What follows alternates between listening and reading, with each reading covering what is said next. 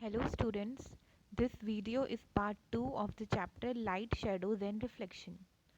So let's discuss about how exactly are shadows. Shadows क्या होती है, shadows कैसे बनती है, इसके बारे में हम आज डिटेल में डिस्कस करेंगे. So क्या होती है shadows? Shadows वो स्पेस होती है जहाँ से लाइट पास नहीं हो पाती through an opaque object. Suppose अगर कोई एक ओपेक ऑब्जेक्ट है, ओपेक ऑब्जेक्ट कौन से होते हैं जिनके आर पार लाइट पास नहीं हो पाती. क्लियर, उन्हें हम ओपेक ऑब्जेक्ट्स कहेंगे. तो वो जो ओपेक ऑब्जेक्ट्स है, अगर हम उनके फ्रंट में कोई लाइट का सोर्स रखते हैं, फॉर एग्जांपल बल्ब और कैंडल और अ टॉर्च, तो क्या होगा, वो जो ऑब्जेक्ट है उससे लाइट इल्यूमिनेट होगी, है ना, लाइट रिलीज होगी. और फिर वो लाइट क्या करेगी, उस जो ओपेक ऑब्जेक्ट सामने रखा हुआ है उसके आसपास से क्या होगी, पास हो जाएगी. लेकिन जितना एरिया उस ऑब्जेक्ट ने कवर किया हुआ है उसके थ्रू लाइट पास नहीं हो पाएगी. ठीक है, तो जितना एरिया लाइट को पास नहीं होने दे रहा है उतना एरिया डार्क रह जाएगा, और वो एरिया क्या कहलाएगा, that dark area is known as shadow. Clear. जैसे कि आप फिगर 11.2 में देखिए, इसमें आप शेडो देख सकते हो, एक पेपर दिख रहा है, इसकी शेडो है. तो कोई भी ऑब्जेक्ट है, सपोज एक मैन है, तो जो मैन है वो भी ओपेक है, उसके भी क्या हो सकता है, मतलब उसके थ्रू लाइट जो है वो पास नहीं हो सकती. ठीक है, तो मैन वहाँ पे क्या हो जाएगा, ओपेक ओपेक ऑब्जेक्ट हो जाएगा. ठीक है, और क्या होगा, जैसे ही हम लाइट उसके सामने इल्यूमिनेट करेंगे तो वो जो लाइट है वो उस मैन के थ्रू पास नहीं हो पाएगी. तो उस टाइम पे क्या होगा, शेडो बन जाएगी मैन की. तो ऐसे ही हम क्या, रात के टाइम में अगर उसके लिए क्या होना चाहिए, एक लाइट का सोर्स होना चाहिए. बिना लाइट के शेडो नहीं बन सकती है. ठीक है, तो उसके लिए एक सोर्स होना चाहिए लाइट का. वो कैसे भी लाइट हो सकती है, चाहे वो बल्ब हो या वो कैंडल हो या वो टॉर्च हो. तो लाइट बहुत इंपॉर्टेंट होती है शेडो फॉर्मेशन के लिए.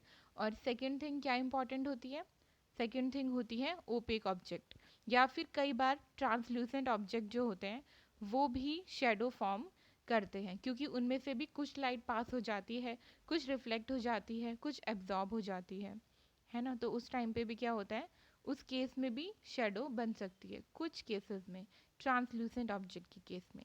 लेकिन अगर हम ओपेक की बात करें तो ओपेक ऑब्जेक्ट्स क्या बनाएंगे, हमेशा शेडो बनाएंगे. लेकिन कंडीशन क्या रहेगी कि उसमें एक हमारे पास लाइट का सोर्स होना चाहिए और ओपेक ऑब्जेक्ट होना चाहिए, तब शेडो बनती है. क्लियर. अब हम एक एक्टिविटी परफॉर्म करेंगे, एक्टिविटी 2. इसमें आपको one by one opaque objects को होल्ड करना है सनलाइट में, slightly above the ground, ground के ऊपर. तो आप क्या देखोगे, you know that the dark patch formed by each on the ground is due to its shadow. जैसे कि आप फिगर 11.2 में देख रहे हो, तो ये जो डार्क पैच है ये क्या है, ये शेडो है. Clear. Sometime you can identify the object by looking at its shadow. कई बार क्या होता है कि हम जब किसी ऑब्जेक्ट की सिर्फ शेडो को देखते हैं तो उससे भी हमें एक आइडिया हो जाता है कि वो ऑब्जेक्ट क्या रहा होगा. लेकिन ऐसा ज़रूरी नहीं है कि जो हम शेडो देख रहे हैं वही ऑब्जेक्ट भी रहा हो, क्योंकि एक ऑब्जेक्ट से जो शेडो बनेगी वो अलग अलग तरह की भी फॉर्मेशन बन सकती है.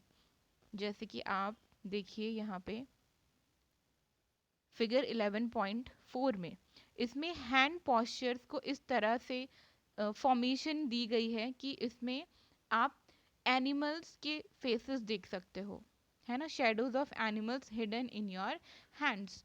तो कुछ क्रिएटिव आर्टिस्ट होते हैं जो अपने हैंड्स के पॉस्चर से डिफरेंट डिफरेंट एनिमल के फेसेस बना सकते हैं. जैसे कि आप देख रहे हो, इसमें एक फ्लाइंग बर्ड की इमेज हमें दिख रही है, और डॉग, हॉर्स, रैबिट, ये सब हम देख सकते हैं. क्लियर. तो इससे हमें क्या पता चलता है कि जो ऑब्जेक्ट है ज़रूरी नहीं है बिल्कुल वैसे ही एग्जैक्ट शेडो भी बने. तो शेडो से हम बहुत सारी फॉर्मेशंस बन सकती है जिसे हम ऐसे आइडेंटिफाई कर सकते हैं. क्लियर. इसके बाद आती है एक्टिविटी 3. इसमें आपको क्या करना है, इस एक्टिविटी में आपको एक डार्क जगह पे जाना है in the evening, go out in an open ground. तो इसमें आपको एक ओपन ग्राउंड में जाना है अपने फ्रेंड्स के साथ में, and you need a torch, a large sheet of cardboard with you. Clear? उसके बाद आपको टॉर्च को होल्ड करना है close to the ground and shine it upward so that its light falls on your friend's face, like in figure 11.3। इसमें क्या करना है, आपको अपने फ्रेंड को स्टैंड करना है और टॉर्च की लाइट को फॉल करना है जस्ट जो हेड है आपके फ्रेंड का वहाँ पे। क्लियर? उसके बाद आपको क्या देखना है, have a source of light that is falling on an opaque object. If there was no trees, building or any other object behind your friend, would you see the shadow of your friend's head? इसमें क्या बोला है कि जो आपका friend है, आपके friend के पीछे कोई ट्री नहीं है, कोई बिल्डिंग नहीं है, इट मीन्स कोई स्क्रीन नहीं है जहाँ पे शेडो फॉर्मेशन हो सके। तो क्या आपके फ्रेंड की शेडो बनेगी? नहीं बनेगी। भले ही आपके पास में टॉर्च है, आपके पास ओपेक ऑब्जेक्ट है, सब कुछ है, लेकिन अगर आपके पास स्क्रीन नहीं है जहाँ पे शेडो बनना चाहिए, जहाँ पे शेडो हमें दिखेगी, तो शेडो की फॉर्मेशन नहीं होगी। ठीक है? दूसरे केस में आपको क्या करना है, अपने एक फ्रेंड को भेजना है अपने, ये जो पहला फ्रेंड था उसके पीछे, और एक कार्डबोर्ड जो उन्होंने लिया हुआ है वो कार्डबोर्ड होल्ड करके आपके फ्रेंड के पीछे खड़ी होगी, जैसे कि आप इस फिगर में देख सकते हो। तो इस केस में क्या होगा कि जैसे ही टॉर्च को ऑन करेंगे, जैसे ही लाइट फॉल करेगी आपके फ्रेंड के ऊपर, ठीक है, तो जितना पोर्शन लाइट का पास नहीं हो पा रहा है, जितना पोर्शन डार्क रह जाएगा, वही क्या बन जाएगी, शेडो बन जाएगी। तो यहाँ से हमें क्या पता चलता है कि जो शेडो होती है उसको एक स्क्रीन की ज़रूरत पड़ती है बनने के लिए। बिना स्क्रीन के शेडो फॉर्मेशन नहीं हो सकती। अब स्क्रीन का क्या मतलब है, कोई भी हार्ड जगह लाइक दिस कार्डबोर्ड और लाइक बिल्डिंग, ट्री, कोई भी चीज़, कोई भी हार्ड चीज़, ये सब स्क्रीन का रोल प्ले कर सकती है। Clear? Okay. So next we will discuss in our later classes.